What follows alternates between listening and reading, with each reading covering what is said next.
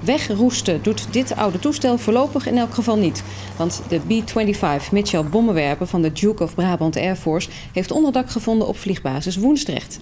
De afgelopen jaren stond de oldtimer in een hangar van Rainbow Aviation in Eindhoven. Maar dat vliegbedrijf heeft die ruimte nu zelf nodig. Woensdrecht heeft tijdelijk onderdak toegezegd. De stichting Duke of Brabant wil een eigen hangar bouwen en daarvoor zamelt het nu geld in.